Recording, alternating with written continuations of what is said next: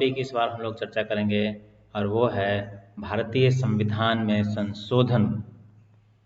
आप अक्सर ये देखते हैं कि भारतीय सरकार संविधान में अलग अलग समय में अलग अलग अनुच्छेदों में परिवर्तन करती रहती है ज़रूरत के हिसाब से, और ये भी निश्चित है कि संविधान में संशोधन होना भी चाहिए, क्योंकि समय के डिमांड के अनुसार उसमें अगर परिवर्तन नहीं होगा तो वह आउटडेटेड हो जाएगा।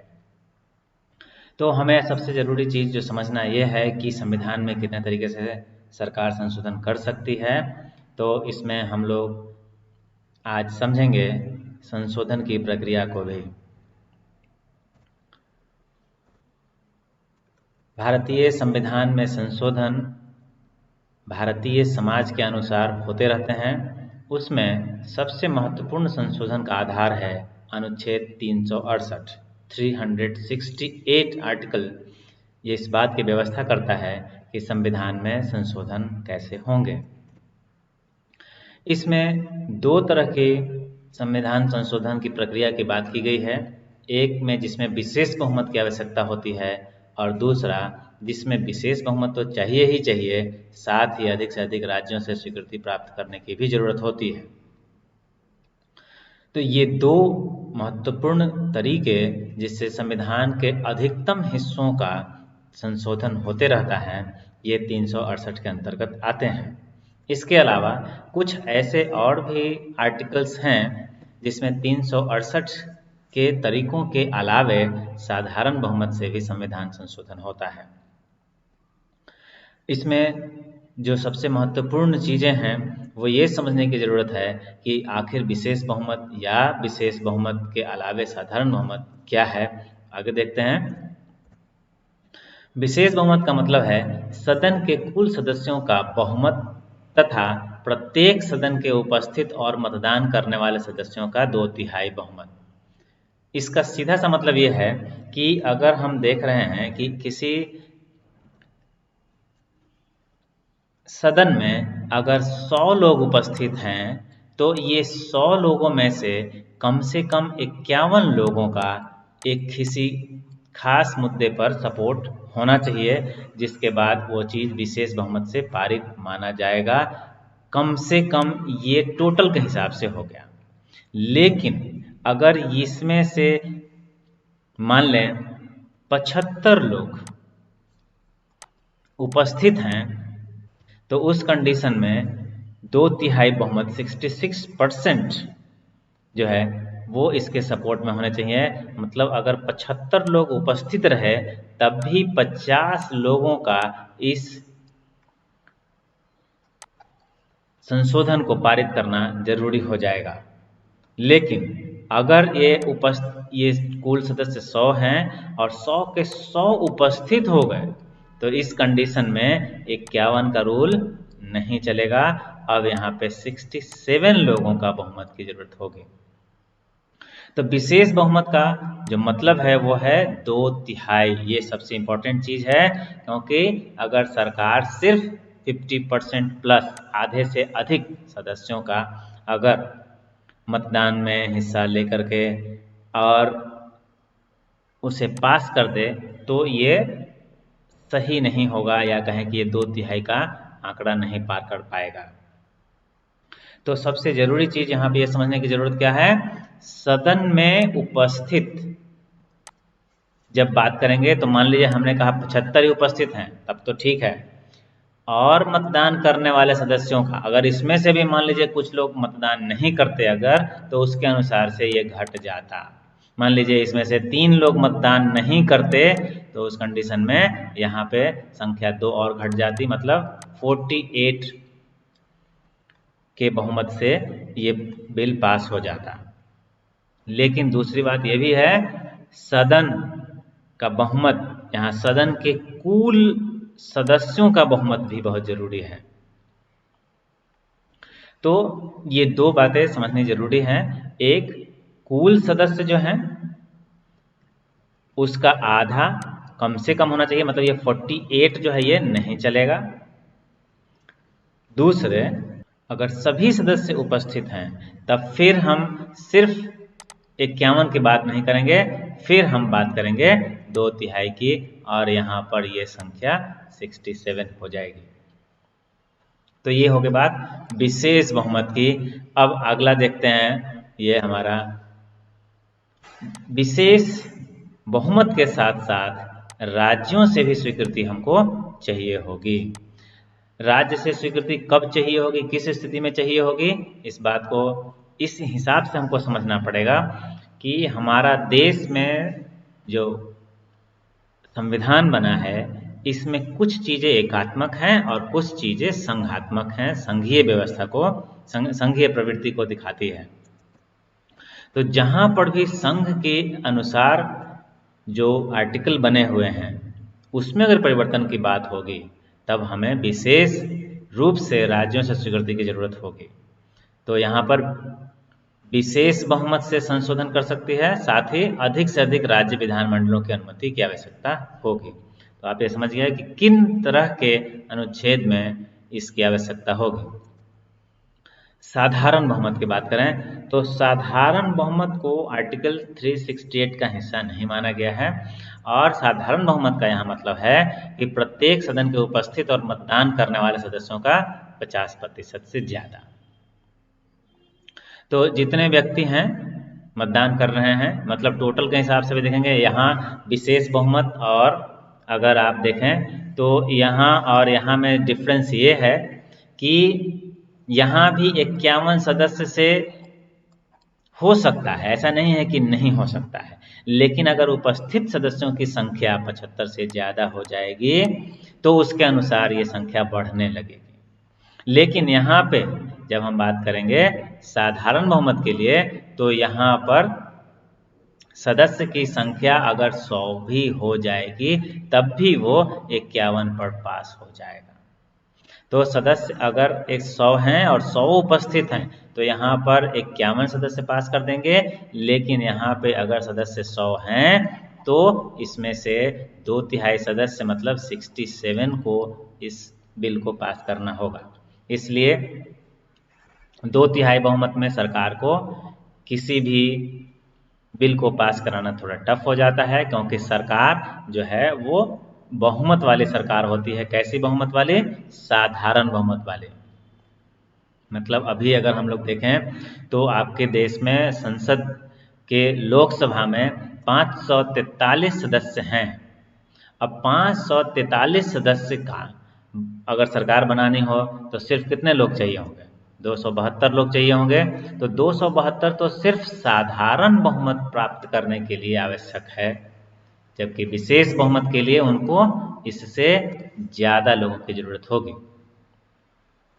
तो हमने समझ लिया कि विशेष बहुमत क्या है, साधारण बहुमत क्या है, और विशेष बहुमत के साथ साथ राज्यों की स्वीकृति वाले जो तत्व हैं वो कैसे होंगे। अब कौन कौन से अनुच्छेद इन तरीकों से संशोधित किए जाएंगे उसको देखते हैं। तो सबसे पहले देखते हैं साधारण बहुमत की। साधारण बहुमत जो है वो संविधान के 368 के अंतर्गत नहीं रखा गया है, जैसे कि मैंने पहले बताया। इनसे उन तरह के क्षेत्रों का, उन तरह के अनुच्छेद का संशोधन होता है जिससे हमारे संविधान में कोई खासा फर्क नहीं पड़ता है। अनुच्छेद 2, 3 में, जिनमें नए राज्यों को सम्मिलित करने के लिए, राज्यों का नाम बदलने के लिए या उनके सीमा क्षेत्र में परिवर्तन करने के लिए किसी भी प्रकार से संशोधन बड़ी आसानी से होता है, और इसके लिए संसद को सिर्फ साधारण बहुमत से बिल पास करने के लिए बताया गया है। इसी प्रकार से अनुच्छेद 75, 97, 125, 148, 165, 5, 221, 1 जो कि द्वितीय अनुसूची में परिवर्तन को अनुमति देते हैं, ये भी साधारण बहुमत से पारित हो जाते हैं। इसी प्रकार से अनुच्छेद 105 का 3, 106 ये भी साधारण बहुमत से पारित होते हैं। कुछ और चीज़ें जैसे निर्वाचन क्षेत्र का पुनर्निर्धारण या कहें कि परिसीमन, वो भी साधारण बहुमत से होता है। अनुच्छेद 124(1) सर्वोच्च न्यायालय में न्यायाधीशों की संख्या में परिवर्तन, हाल फिलहाल में आपने देखा, पिछले वीडियो में भी हमने इसके बारे में बताया था। संख्या जो है वो 31 से बढ़ा करके 34 की गई है, जिसमें 33 सर्वोच्च न्यायालय के न्यायाधीश हैं और 1 उच्चतम न्यायालय के मुख्य न्यायाधीश हैं। तो ये जो परिवर्तन की जो व्यवस्था है वो आर्टिकल 124(1) में है और ये भी साधारण बहुमत से ही संविधान में संशोधन से होता है। इसी प्रकार से अनुच्छेद 169 के तहत विधान परिषद का निर्माण अगर करना है, आप जानते हैं राज्यों में दो तरह की व्यवस्था हो सकती है, द्विसदनात्मक व्यवस्था हो सकती है और एकात्मक व्यवस्था या एकल सदन व्यवस्था भी होती है। द्विसदनात्मक व्यवस्था जो है बाई कैमरल सिस्टम, उसमें एक तो विधानसभा होता है और दूसरा विधान परिषद, मतलब लेजिस्लेटिव असेंबली और लेजिस्लेटिव काउंसिल। तो अगर लेजिस्लेटिव काउंसिल विधान परिषद का निर्माण करना हो तो भी ये साधारण बहुमत से किया जाता है। उसी प्रकार से नागरिकता की प्राप्ति और समाप्ति के लिए अगर कोई प्रावधान बनाया जाना है तो वह भी साधारण बहुमत से बन जाएगा। उच्चतम न्यायालय के न्याय क्षेत्र को अधिक महत्व प्रदान करने के लिए, तो उच्चतम न्यायालय के अगर जुरिस्डिक्शन को बढ़ाना हो या उसे और वैल्यूएबल बनाना हो तो उसके लिए अगर कोई बिल हो तो वह भी साधारण बहुमत से ही पारित हो जाता है। तो इस प्रकार से हमने समझा कि साधारण बहुमत से बहुत सारे क्षेत्रों में परिवर्तन होते हैं, लेकिन साधारण बहुमत से उन्हीं क्षेत्रों में परिवर्तन होते हैं जिससे संविधान के लिए बहुत ज़्यादा चेंजेस ना हो। संसद में विशेष बहुमत द्वारा संशोधन के लिए, अब यहाँ पे विशेष बहुमत चूँकि बहुत महत्वपूर्ण हो जाता है, इसे पास कराना बहुत आसान नहीं होता है, तो उसमें उन क्षेत्रों में जो कि बहुत महत्वपूर्ण है संविधान में, उन क्षेत्रों के लिए उपबंध होते हैं। तो संविधान का अधिकतर उपबंधों का संशोधन संसद के विशेष बहुमत द्वारा किया जाता है। इसके अंतर्गत प्रत्येक सदन के कुल सदस्यों का बहुमत तथा प्रत्येक सदन के उपस्थित और मतदान करने वाले सदस्यों का 2/3 बहुमत आवश्यक है। अब इसमें इतनी मुश्किल इसको बनाई गई है, तो किन क्षेत्रों में इसमें परिवर्तन हो सकता है? तो इसमें सबसे महत्वपूर्ण है मूल अधिकार, उसके बाद राज्य के नीति निर्देशक तत्व, तो ये दोनों भी बहुत महत्वपूर्ण हैं। इसी प्रकार से जो भी हमने पहले बात किया प्रथम श्रेणी में, मतलब जो सामान्य बहुमत से साधारण बहुमत से पास हो रहे थे, और अगला जो हम लोग बात करेंगे तृतीय श्रेणी में जो कि संसद के द्वारा बहुमत और राज्यों से समर्थन की जरूरत होती है, उनमें वो अगर दोनों में नहीं आते हैं तो उन सबको विशेष बहुमत की स्थिति में रखते हैं। अब तीसरा जो है संसद के विशेष बहुमत एवं राज्यों के स्वीकृति द्वारा संशोधन। अब संसद के लिए बहुत महत्वपूर्ण है कि एक संघीय व्यवस्था जो हमारे देश के अंदर है, संघीय ढांचा जो है वो बना रहे, उसमें परिवर्तन करते समय उन्हें राज्यों से अनुमति की आवश्यकता होती है। जैसे कि अभी जीएसटी की बात थी, तो जीएसटी जो टैक्स कलेक्शन का एक सिस्टम है, तो ये इस तरीके से बनाया गया कि ये राज्य को भी इनसे फायदा होना चाहिए, तो राज्यों को भी अनुमति देना है, या कहें कि राज्य भी इसे पास करेंगे तभी वो उनके राज्य में लागू होगा।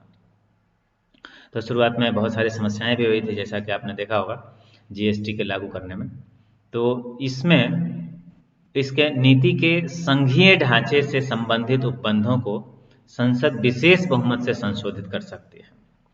तो फेडरल टाइप का जो भी स्ट्रक्चर है उसमें चेंज जब होगा तो वो इसी तरीके से होगा, जिसमें कि विशेष बहुमत से उसको पास करेगी और साथ ही साथ अधिक राज्य विधानमंडलों की अनुमति भी आवश्यक होगी।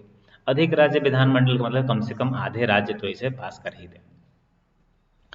तो इस प्रकार से राज्य इसको पास कर देते हैं और ये लागू होता है, लेकिन राज्यों के लिए कोई समय सीमा निर्धारित नहीं है। ऐसा नहीं है कि हमने इस समय एक बिल पास किया और राज्य को अब एक खास समय के अंदर ही उसे पारित करना है, ऐसा कोई आवश्यक नहीं है। अब इसमें कहाँ कहाँ चेंजेज हो सकते हैं? तो राष्ट्रपति के निर्वाचक मंडल में जो इलेक्टोरल कॉलेज है राष्ट्रपति के लिए, जो कि आर्टिकल 54 में है, उसमें अगर परिवर्तन करना होगा तो वो इसके तहत होगा। उसी प्रकार से जो राष्ट्रपति का निर्वाचन हो रहा है उसका जो सिस्टम है आर्टिकल 55 के अंतर्गत, उसमें भी परिवर्तन इसी तरीके से होगा। उसी प्रकार से आर्टिकल 73 के अंदर जो कार्यपालिका है, जो सरकार है, उसकी शक्ति में अगर परिवर्तन हो रहा है तो उसका भी इसी प्रकार से संशोधन होगा। कार्यपालिका शक्ति का अगर विस्तार करना है राज्यों के लिए भी, तो उसके अंतर्गत भी ये कार्य विशेष बहुमत और राज्यों की स्वीकृति से ही होगा। इसी प्रकार से संघ राज्य क्षेत्रों के लिए भी जो भी चेंजेज हो गए उसको भी सदन को विशेष बहुमत और राजस्व स्वीकृति प्राप्त करनी होगी। इसके अंतर्गत संघ की जो न्यायपालिका है, मतलब चीफ सुप्रीम कोर्ट जो है, उसके अंतर्गत अगर चेंज होता है तो उसमें अगर परिवर्तन करना है, संशोधन करना है, तो वहाँ भी विशेष बहुमत और राज्यों की स्वीकृति की आवश्यकता होगी। उच्च न्यायालयों के लिए भी सेम व्यवस्था है। तो राज्य और संघ के बीच में अगर विधायी संबंध में चेंज आना है तो उसमें भी होगा। संसद में राज्यों का जो प्रतिनिधित्व है उसमें अगर परिवर्तन करना हो तब भी इसकी ज़रूरत होगी कि राज्यों की स्वीकृति आवश्यक हो जाएगी विशेष बहुमत के साथ। 7वीं अनुसूची में चेंज करना हो, 7वीं अनुसूची में क्या है, तो इसमें आपकी लिस्ट है, राज्य सूची, संघ सूची और कंकरेंट लिस्ट, समवर्ती सूची। तो यहाँ भी अगर परिवर्तन हो रहा है तो राज्यों से स्वीकृति की आवश्यकता होगी।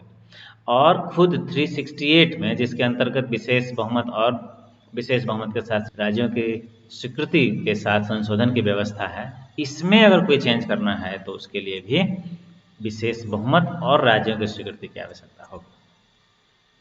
तो इस प्रकार से अभी हमने समझा कि किस प्रकार से हमारे संविधान में संशोधन होते हैं और संविधान संशोधन में आर्टिकल 364 का क्या महत्व है।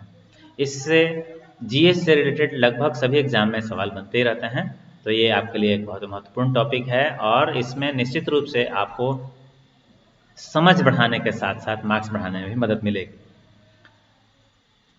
इस वीडियो से तो आपको बिल्कुल फ़ायदा होगा और हम लोग नेक्स्ट वीडियो में इसी का एक अगला पार्ट करेंगे, जिसके अंतर्गत हम लोग संविधान के मूल ढांचे को समझेंगे। संसद की कुछ सीमाएं हैं, वो हर जगह संशोधन कर नहीं सकती है, या संशोधन करती है तो किस हद तक कर सकती है, तो उसको भी समझेंगे। और प्रमुख संविधान संशोधन जो भी हुए हैं, जो कि एग्जाम्स के लिए बहुत इंपॉर्टेंट हैं, उसको भी करेंगे अगले टॉपिक में। निश्चित रूप से आप लोगों को के लिए ये वीडियो बहुत ही फायदेमंद होगा। आप अगला हमारा वीडियो देखते रहेंगे और अगर ये वीडियो पसंद आया हो तो हमें लाइक करें और हमारा चैनल सब्सक्राइब करें। अगले वीडियो में हम लोग आपके साथ फिर मिलेंगे। धन्यवाद।